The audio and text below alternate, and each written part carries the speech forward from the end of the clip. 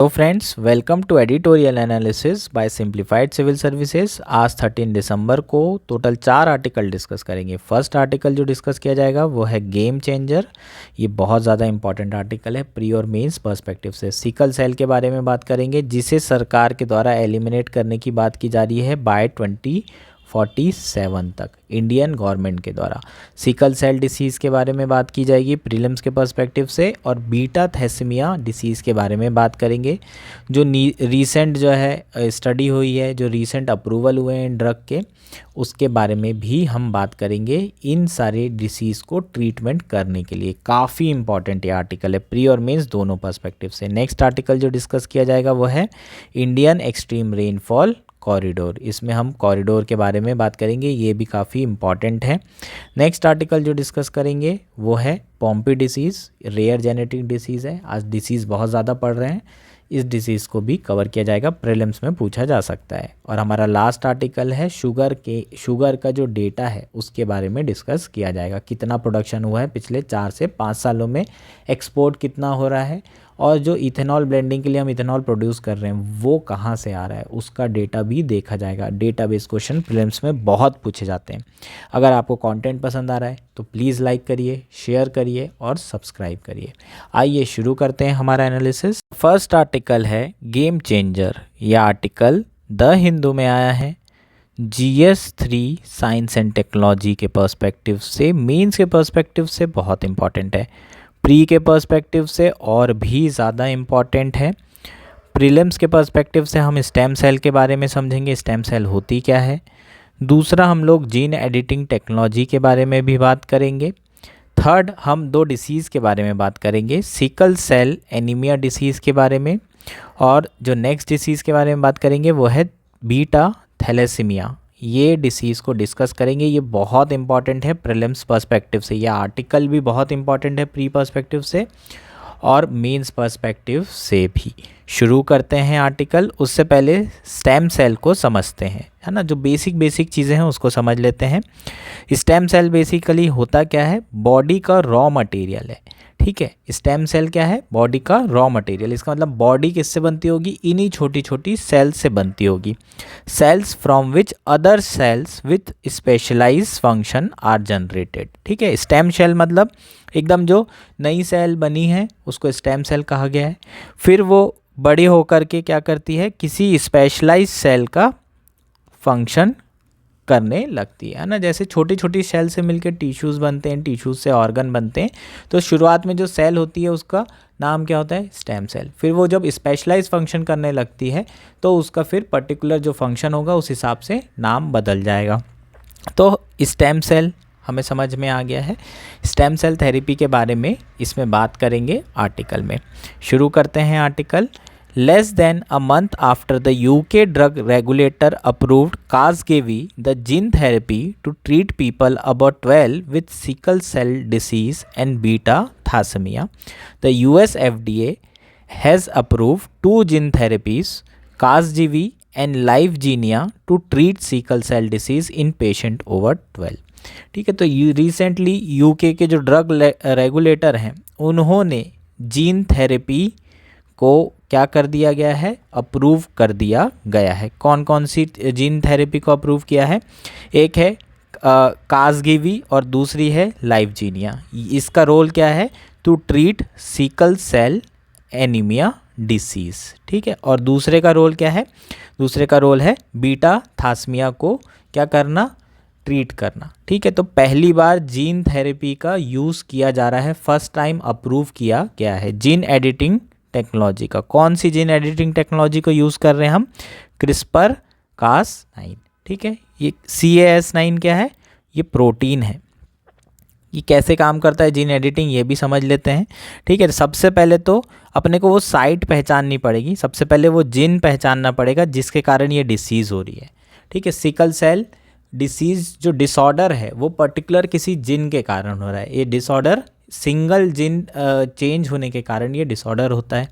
तो वो जीन जिसके कारण ये इशू हो रहा है, सबसे पहले हम क्या करेंगे, उसको फाइंड आउट करेंगे।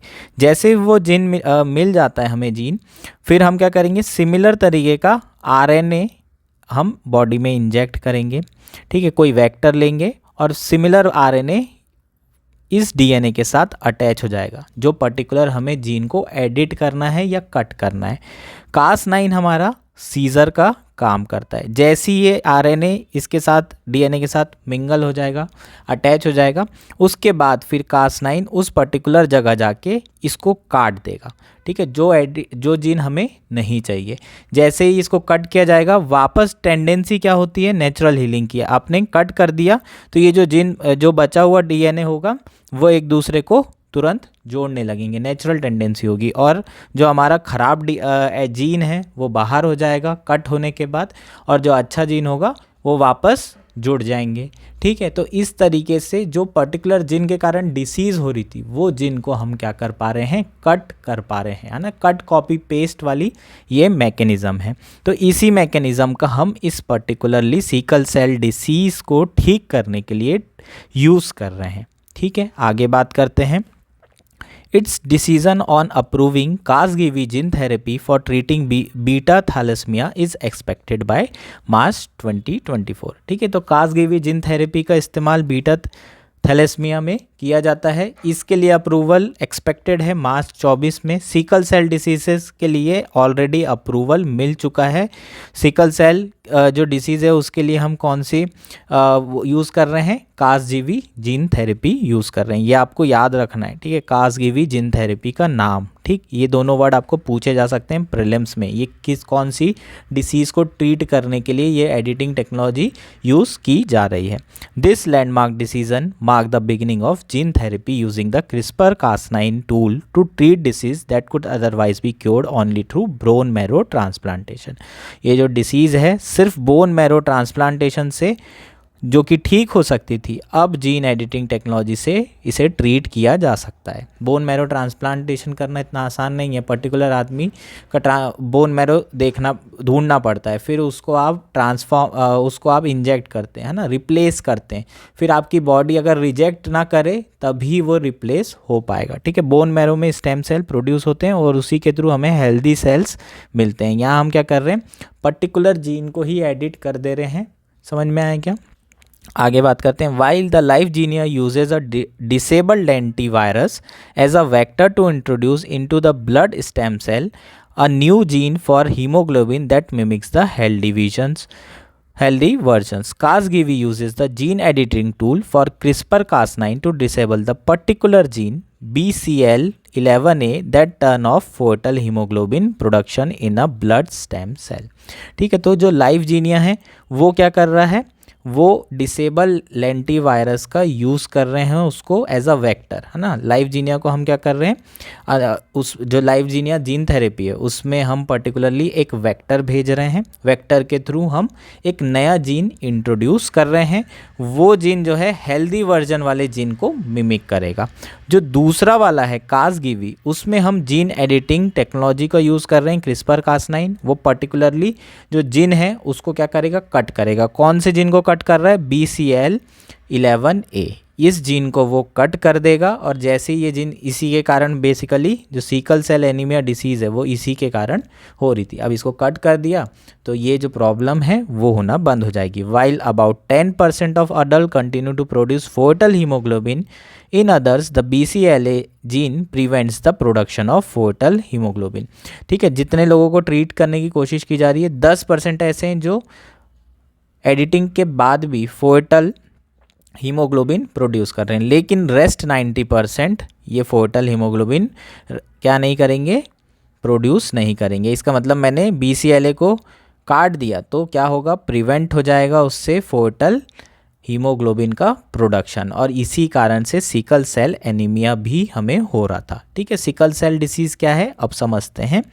Basically it's a single gene disorder causing a debilitating systemic syndrome characterised by chronic anaemia painful episodes. ठीक है, तो ये सिंगल सेल डिसऑर्डर है। ठीक है, क्रोनिक डिसीज़ है, मतलब एक ऐसे नहीं कि कुछ दिन में ठीक हो जाएगी, क्रोनिक है, लॉन्ग टर्म चलती है।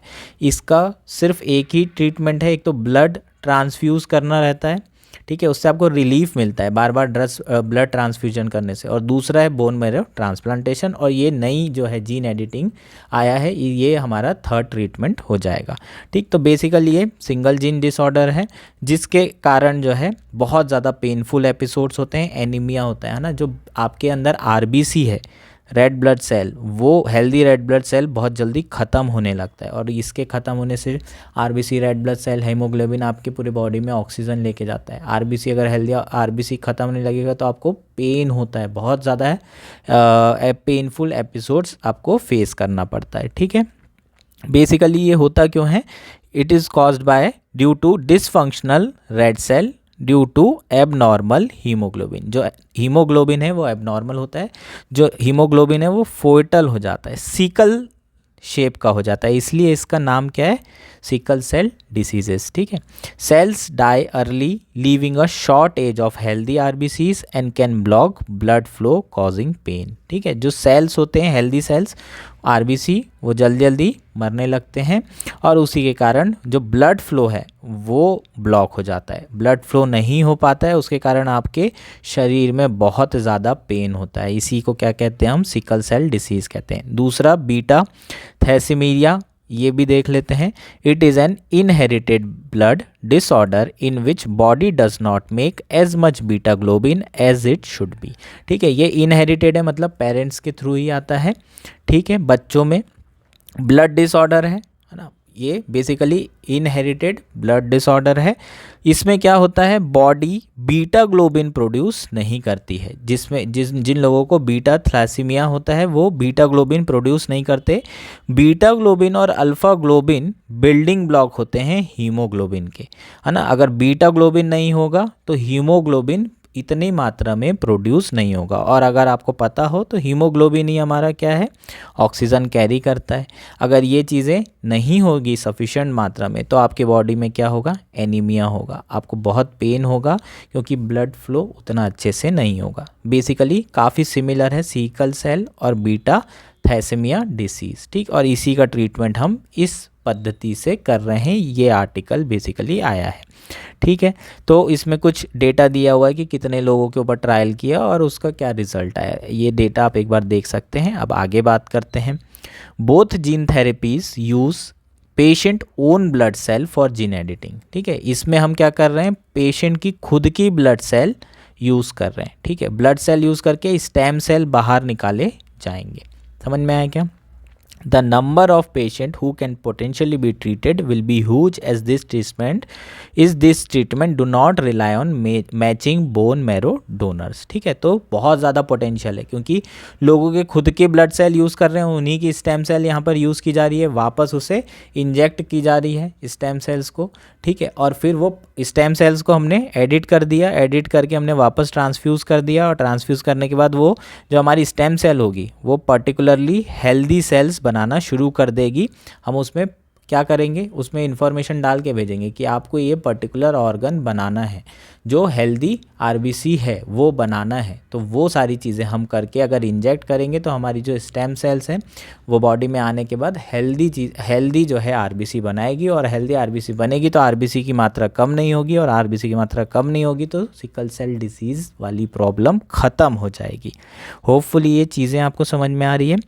But in reality this treatment would be exorbitantly expensive. जो कॉस्ट आएगी इस ट्रीटमेंट की वो आज भी बहुत ज़्यादा होगी। ठीक है, जैसे कि बोन मैरो ट्रांसप्लांटेशन में भी कॉस्ट आती है, उसी तरीके से इसकी भी कॉस्ट बहुत ज़्यादा होने वाली है। क्यों होने वाली है? क्योंकि पहली बात तो हर किसी के पास एग्जैक्टली ब्लड सेल से स्टेम सेल निकालने की टेक्नोलॉजी नहीं है, उसके पास जीन एडिटिंग टूल नहीं है, वो स्पेशलाइजेशन नहीं है, ह्यूमन रिसोर्स नहीं है। ये सारी चीज़ें अफोर्ड करने के लिए आपको बहुत पैसा लगेगा, और ये सारी चीज़ अफोर्ड अगर आप कर भी लेते हैं तो कॉस्ट ऑब्वियसली बढ़ जाएगी, तो जो बेनिफिशरी होंगे वो बहुत कम हो जाएंगे। ठीक है, with clinical trials evaluating the therapy in a very small number of patient and for shorter duration, the compulsion to continuously monitor their safety and efficacy through real world data can not be over emphasise. दूसरा जो issue है इसमें वो क्या है? एक तो हमने जो डेटा लिया है वो बहुत कम पेशेंट्स का, 12, 14, 28 ऐसे पेशेंट है ना, और उसके बाद उनको लॉन्ग टर्म में क्या इश्यूज़ आ रहे हैं वो सारी चीज़ें भी देखनी होगी। तो हमें रियल टाइम मॉनिटरिंग भी करने की ज़रूरत है। हो सकता है कि क्रिस्पर Cas9 टूल को यूज़ करने के कुछ साइड इफ़ेक्ट्स हों, पोटेंशियल साइड इफ़ेक्ट जो फ्यूचर में हो 10 साल बाद 15 साल बाद, तो उन्हें मॉनिटर करने की ज़्यादा ज़रूरत है, क्योंकि आप जीन मॉडिफाई कर रहे हैं, है ना। आप नेचुरल चीज़ को चेंज करने, नेचुरल जो हो रहा है उसको चेंज करने की कोशिश कर रहे हैं, इसलिए ये एक बहुत बड़ा इशू हो सकता है। ठीक है, तो ये इश्यूज़ के बारे में यहाँ पर बात की गई है। होपफुली आपको ये आर्टिकल समझ में आ गया होगा, काफ़ी इंपॉर्टेंट है। स्टेम सेल ये जानना ज़रूरी है, ये डिसीज़ जानना ज़रूरी है, और ये जो दोनों जीन एडिटिंग थेरेपी जो हम यूज़ कर रहे हैं ट्रीटमेंट के लिए, ये दोनों के नाम आपको पता होना चाहिए। होपफुली ये आर्टिकल आपको समझ में आ गया है। हमारा नेक्स्ट आर्टिकल है इंडियाज़ एक्सट्रीम रेनफॉल कॉरिडोर। ये आर्टिकल द हिंदू में आया है। GS1 GS3 मेंस के पर्सपेक्टिव से काफ़ी इंपॉर्टेंट है। प्रीलिम्स के पर्सपेक्टिव से उतना इंपॉर्टेंट तो नहीं है, लेकिन मेंस के पर्सपेक्टिव से बहुत ही ज़्यादा इंपॉर्टेंट है। GS1 ज्योग्राफी में पूछा जा सकता है आपको रेनफॉल कॉरिडोर के बारे में, GS3 के बारे में। GS3 में भी आपको एनवायरनमेंट से रिलेट करके, ग्लोबल वार्मिंग से रिलेट करके आपको ये चीज़ें पूछी जा सकती है। रिसेंटली एक स्टडी आई है जिसमें ये पाया गया है कि इंडिया में जो एक्सट्रीम रेनफॉल हो रही है वो एक पर्टिकुलर कॉरिडोर में हो रही है, और उस कॉरिडोर में जो रेनफॉल है पिछले 100 सालों से उसी जगह पे एक्सट्रीम रेनफॉल हो रही है और साइमल्टेनियसली हो रही है। ये हमारे लिए बहुत इंपॉर्टेंट स्टडी है और इसके फार रीचिंग इम्पैक्ट हो सकते हैं। शुरू करते हैं आर्टिकल, समझते हैं क्या बोल रहा है। The Indian monsoon has well known features such as onset of monsoon, withdrawal and the active and break periods and low pressure system और मानसून डिप्रेशन। जो इंडियन मानसून है उसके फीचर्स हैं, है ना। ऑनसेट ऑफ मानसून, हमारा monsoon June में शुरू हो जाता है। फिर विड्रॉल होता है वापस कब से, सितंबर में। ठीक है, इसके अलावा एक्टिव पीरियड्स होते हैं, ब्रेक पीरियड्स होते हैं ना। एक हफ्ते से ज़्यादा अगर पानी नहीं गिर रहा है तो उसे ब्रेकिंग पीरियड्स कहा जाता है। और ये बेसिकली जो मानसून है वो ट्रफ आने के कारण होता है, जो मानसून डिप्रेशन है उसके कारण होता है, लो प्रेशर सिस्टम बनने के कारण होता है। ठीक है, तो ये हमारे मानसून के फीचर हो गए। Every aspect of monsoon has been affected by global warming. हमारा जो मानसून है वो डायरेक्टली किससे अफेक्ट हो रहा है, ग्लोबल वार्मिंग से, और उसी के कारण जो क्लाइमेट है उसमें चेंजेस आ रहे हैं। The total seasonal rainfall has also tended downwards for more than 7 decades due to differential heating of land versus the ocean due to global warming। अगर हम देखें तो जो सीजनल रेनफॉल है वो उसका ट्रेंड डाउनवर्ड्स की तरफ है पिछले 7 दशकों में, है ना। 7 डिकेड्स में अगर हम देखें तो वो गिर रहा है। ऑन एन एवरेज रेनफॉल हमारे यहाँ क्या हो रही है, गिर रही है।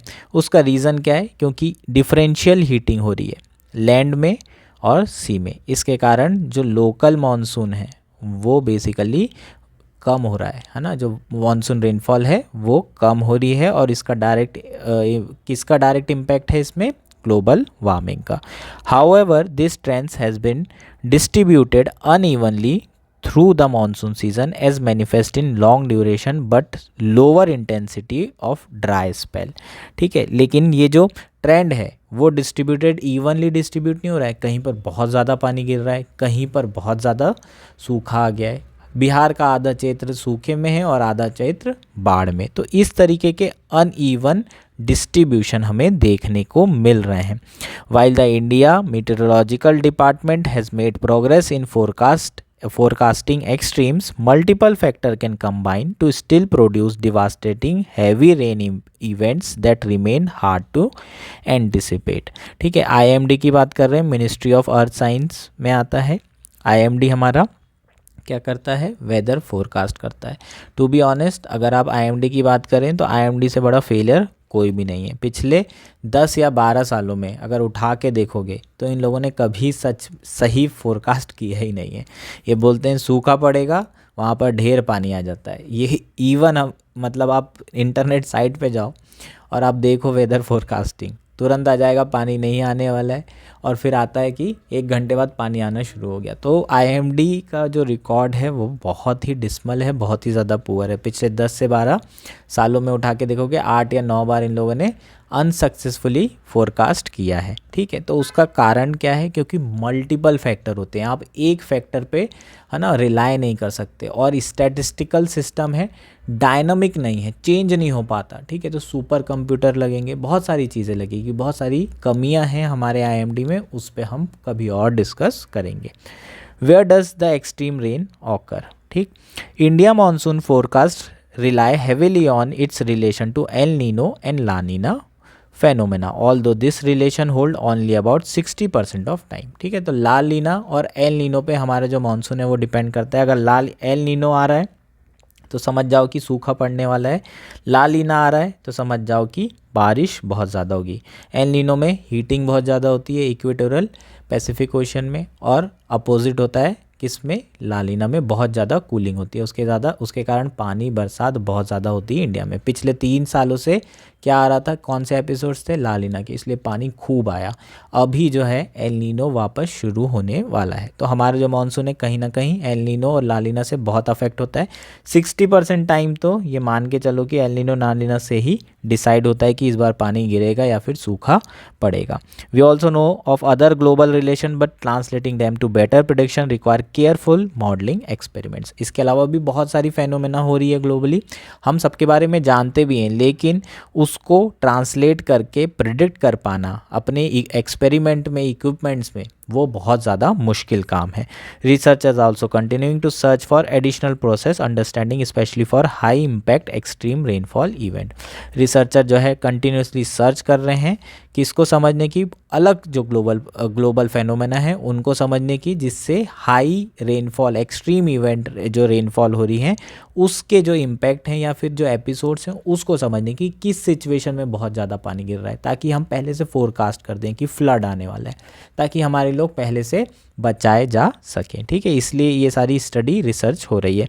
A new study has found that despite all these seemingly disparate changes in different aspects of monsoon dynamics, a remarkably stationary element exists in terms of where the synchronized extreme rainfall occur।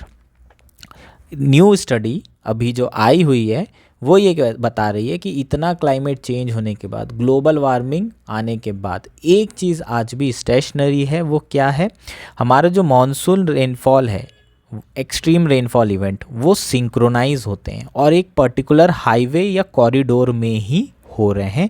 और ये बहुत बड़ी study है, बहुत important है, इसके impact के बारे में भी बात करूँगा। The so called large scale extreme events are actually simultaneous और near simultaneously heavy rain episode that are true across the highway extends from part of West Bengal and Orissa to the part of Gujarat and Rajasthan. ठीक है, तो एक highway है राजस्थान और गुजरात से कहाँ तक? वेस्ट बंगाल तक। ठीक, इस पर्टिकुलर हाईवे में ही एक्सट्रीम रेनफॉल होती है और साइमल्टेनियसली होती है। अगर ये हमें पता चल जाए कि इस पर्टिकुलर हाईवे में रेनफॉल होने वाली है, तो एक जगह शुरू हुई, बाकी जगह के लिए दे दिया आपने, है ना, नियर साइमल्टेनियसली। तो ये पर्टिकुलर हाईवे को हम क्या करेंगे? प्रोन रखेंगे, मैपिंग करके रखेंगे, सारी चीज़ें कर सकते हैं कि यहाँ फ्लड आने की संभावना है। और फाइंडिंग इतनी बड़ी क्यों है? क्योंकि 1901 से लेकर 2019 तक सिमिलर कॉरिडोर में बारिश, एक जैसी बरसात हो रही है, एक्सट्रीम रेनफॉल हो रही है और साइमल्टेनियस हो रही है। पिछले 100 दशकों में, है ना, 100 सालों में, 120 सालों में ये बदलाव नहीं आया है, जबकि क्लाइमेट चेंज के कारण बहुत चीज़ें बदल गई है, ग्लोबल वार्मिंग के कारण बहुत चीज़ें बदल गई है। इससे हमारी जो अंडरस्टैंडिंग है हमारे किसकी? मॉनसून की और जो रेनफॉल एपिसोड्स हैं उनकी, उसको समझने में बेहतर जो है हम कर पाएंगे, उसे बेहतर तरीके से समझ पाएंगे, बेहतर फोरकास्ट कर पाएंगे, प्रिडिक्शन कर पाएंगे। तो ये बेसिकली हमारे क्या होंगे? पोटेंशियल बेनिफिट होंगे। अब मान लीजिए फोरकास्ट पहले से कर दिया तो क्या होगा? आप एग्रीकल्चर क्रॉप्स बचा सकते हैं, आप लोगों की जान बचा सकते हैं, प्रॉपर्टी का लॉस बचा सकते हैं। तो ये बहुत जो है फार रीचिंग इसके इम्पैक्ट होंगे, स्पेशली क्लाइमेट चेंज के कारण जो होने वाले इम्पैक्ट हैं। क्लाइमेट रेजिलियंस में बेनिफिट मिलेगा। कोस्टल एरिया की जो सिटीज़ हैं, गुजरात हो गया, उड़ीसा हो गया, आंध्र प्रदेश हो गया, यहाँ के लोगों को भी सेव किया जा सकेगा, बहुत जानें बचाई जा सकती है अगर ये स्टडी को हम क्या करें, अपने जो मॉडल हैं डायनामिक मॉडल उसमें ट्रांसलेट कर देते हैं। ठीक है, बहुत इंपॉर्टेंट है आर्टिकल, आप इसे यूज़ कर सकते हैं अपने मेंस के आंसर में। होपफुली आपको चीज़ें समझ में आ गई होगी। नेक्स्ट आर्टिकल है पोम्पी डिसीज़। ये आर्टिकल इंडियन एक्सप्रेस में आया है, प्रीलिम्स के पर्सपेक्टिव से इंपॉर्टेंट है, मेंस के पर्सपेक्टिव से बिल्कुल भी इंपॉर्टेंट नहीं है। आज बहुत ज़्यादा डिसीज़ हो गई है, इसे भी कर लेते हैं, आपके प्री में पूछने की संभावना है। क्यों आया है आर्टिकल ये समझते हैं। Nidhi Shirol, India first Pompe disease patient, pass away last month at the age of 24 after battling the disease for year. Nidhi Shirol जो कि इंडिया की फर्स्ट पोम्पी डिसीज पेशेंट थी, वो लास्ट मंथ पास अवे हो गई हैं, इसलिए इसी के कंटेक्स्ट में यह आर्टिकल आया हुआ है। पोम्पी डिसीज़ के बारे में बात करते हैं। बेसिकली पोम्पी डिसीज़ क्या है, एक जेनेटिक डिसऑर्डर है, दैट टू रेयर, बहुत कम लोगों में होता है, रेयर जेनेटिक डिसऑर्डर है। इसको और भी क्या कहा जाता है, glycogen storage disease type 2। Pompe disease is a rare genetic disorder caused by deficiency of enzyme acid alpha glucosidase GAA. This enzyme is crucial for breaking down glycogen into glucose within the lysosome of cell. ठीक है, तो basically इसका एक और नाम क्या है, glycogen storage disease type 2। Pompe disease rare genetic disorder है, क्यों होता है, due to deficiency of enzyme. कौन सा एंजाइम, GAA एंजाइम की डेफिशिएंसी के कारण होता है। उस पर्टिकुलर एंजाइम का काम क्या था, उसका एंजाइम का काम था जो ग्लाइकोजन होता है, जो कॉम्प्लेक्स मॉलिक्यूल है, उसको हम सिंपल मॉलिक्यूल ग्लूकोज में कन्वर्ट करते हैं GAA की मदद से। कहाँ पर, लाइसोसोम सेल में। समझ में आया, ये बेसिकली इसका क्या हो जाएगा, इंपॉर्टेंट पॉइंट हो जाएगा, ये आपको पूछा जा सकता है। कितने लोगों में होने की संभावना है इसमें, 40,000, मतलब 1 to 40,000 से लेके इसकी रेंज 1 to 3 लाख पीपल में होने की संभावना है, मतलब 3 लाख में से एक इंसान को होने की संभावना है। That's why it is rare disease. समझ में आया क्या। अब सिम्टम की बात कर लेते हैं। मसल वीकनेस बहुत ज़्यादा होती है इस डिसीज़ के कारण। ठीक है, मसल वीकनेस के कारण आपको रेस्पिरेटरी इश्यूज़ आएंगे, ब्रीदिंग डिफ़िकल्टीज़ आती है, मोटर स्किल डिले होता है। जो बच्चे होते हैं अगर उनको ये डिसीज़ है तो उनको बैठने में, है ना, क्रॉलिंग में, वॉकिंग में बहुत समय लगता है, बहुत टाइम लग जाता है। जनरल जो हेल्दी बच्चे होते हैं वो 1.5-2 साल में ये सारी चीज़ें शुरू कर देते हैं, लेकिन अगर डिसीज़ वाले बच्चे हैं, पोम्पी डिसीज़ से ग्रसित हैं, तो ये सारी चीज़ में काफ़ी डिले होने की संभावना है। रेस्पिरेटरी कॉम्प्लिकेशन हम पहले ही पढ़ चुके हैं, क्योंकि वीकनिंग ऑफ रेस्पिरेटरी मसल होती है तो शॉर्टनेस ऑफ ब्रीथ होता है, ये इसके सिम्टम्स हो जाएंगे। क्योर अवेलेबल है क्या, बिल्कुल नहीं। क्योर अगर अवेलेबल होता तो ये दिक्कत ही नहीं आती। और पहली बात, रेयर डिसीज़ में क्योर बहुत ही कम चांसेस हैं अवेलेबल होने के। क्यों नहीं है, क्योंकि क्योर ढूंढा ही नहीं जाता। क्योर ढूंढने के लिए रिसर्च एंड डेवलपमेंट करना पड़ेगा, उसके लिए मल्टीनेशनल से पैसा लगेगा। मल्टीनेशनल पैसा कब लगाएगा, जब प्रॉफिट कमा के देंगे। अब रेयर 3 लाख में एक इंसान को होने वाली डिसीज़ के लिए आप दवाई बना रहे हो, तो दवाई वैसे ही बहुत महंगी होगी, ये अफोर्ड भी नहीं कर पाएंगे, आपको भी नुकसान हो जाएगा और लोग तो वैसे भी नहीं कर पा रहे। ठीक है, तो MNCs क्या नहीं करती, इन्वेस्ट नहीं करती, तो रेयर डिसीज़ की दवाइयाँ नहीं बन पाती है। हालांकि इनके जो फादर हैं उन्होंने एक NGO ज़रूर बनाया है जिसका नाम है organisation for rare disease India. ठीक है, लेकिन रेयर डिसीज़ की दवाई बनाने के लिए मल्टीनेशनल कंपनी से पैसा लेना लगभग इम्पॉसिबल है। ओनली स्टेट स्पॉन्सर्ड तरीके से ही हम रेयर डिसीज़ की दवाइयाँ डेवलप कर सकते हैं। ठीक है, ये हमारा आर्टिकल था, होपफुली आपको सारी चीज़ें समझ में आ। हमारा लास्ट आर्टिकल है food versus fuel, a case of sugar. यह आर्टिकल इंडियन एक्सप्रेस में आया है और प्रीलिम्स के पर्सपेक्टिव से इम्पॉर्टेंट है, मेंस के पर्सपेक्टिव से उतना इम्पॉर्टेंट नहीं है। डेटा बेस्ड आर्टिकल है, सिर्फ डेटा के बारे में बात करेंगे, शुगर के प्रोडक्शन के बारे में बात करेंगे। ये UPSC में इस तरह के क्वेश्चन आपको प्री में पूछे जाते हैं, है ना। अगर इथेनॉल ब्रांडिंग की बात करें तो इथेनॉल ब्रांडिंग हमारा 2023-24 में अगर बात करते हैं तो किससे हो रहा है सबसे ज़्यादा इथेनॉल ब्रांडिंग, किससे इथेनॉल प्रोड्यूस कर रहे हैं हम, डैमेज ग्रेन से सबसे ज़्यादा हो रहा है। ठीक है, उसके बाद शुगर केन जूस से हो रहा है, उसके बाद बी हैवी मोलासिस, जो कि शुगर केन जब आप करते हैं प्रोसेस उसमें ये बाय प्रोडक्ट होता है, इससे हम कर रहे हैं, ठीक है। तो सबसे ज़्यादा डैमेज ग्रेन से किया जा रहा है शुगर केन का प्रोडक्शन, ये आपको पता होना चाहिए अभी जो लेटेस्ट डेटा है उसके हिसाब से। अब बात करते हैं शुगर की बैलेंस शीट के बारे में। एक्सपोर्ट देखो, तो एक्सपोर्ट पिछले 4 साल में कैसे मूव हो रहा है, 59 था, उसके बाद 72 हुआ, उसके बाद 110 हुआ और वापस 64 आया। तो पिछले 4 साल में जो एक्सपोर्ट है वो पहले बढ़े और फिर कम हुए, स्टेडली इंक्रीज़ नहीं हो रहा है। हमेशा एक वर्ड यूज़ किया जाता है पेपर में, स्टेडली इंक्रीज़ हो रहा है शुगर का प्रोडक्शन पिछले 5 सालों में, तो ऐसा नहीं है। शुगर का एक्सपोर्ट 5 सालों में स्टेडली इंक्रीज़ हुआ है, तो ऐसा बिल्कुल भी नहीं है। इन लैख टन्स में ये सारा डेटा है, ठीक। शुरू में बढ़ा, आखिरी साल में कम हो गया एक्सपोर्ट, ठीक। अब बात करते हैं किसकी, नेट प्रोडक्शन की। नेट प्रोडक्शन देखो 273, 311, 359 और उसके बाद 330। तो क्या हो रहा है, नेट प्रोडक्शन भी हमारा बढ़ रहा है और फिर कम हो रहा है। पिछले 5 सालों में स्टेडली इंक्रीज़ हुआ क्या, नहीं, पहले बढ़ा और आखिरी में कम हो गया। ग्रॉस प्रोडक्शन देखोगे तो ग्रॉस प्रोडक्शन भी सिमिलर रहेगा। ये डेटा आपके लिए इम्पॉर्टेंट है, इसको आप नोट डाउन कर सकते हैं। हाँ, कंजम्पशन हमारा लगभग उतना ही है, ठीक है, ऑलमोस्ट उतना ही है, 253, 260, 262 और 280। अगर कंजम्पशन की बात करेंगे तो कंजम्पशन स्टेडली इंक्रीज़ हो रहा है, ठीक है, स्टेडली इंक्रीजिंग, कंजम्पशन बढ़ ही रहा है। बाकी प्रोडक्शन बढ़ के घट गया, एक्सपोर्ट बढ़ के घट गया। ये डेटा आपके लिए इंपॉर्टेंट है। होपफुली आपको ये चीज़ें समझ में आ गई होगी। Thank you and enjoy your day.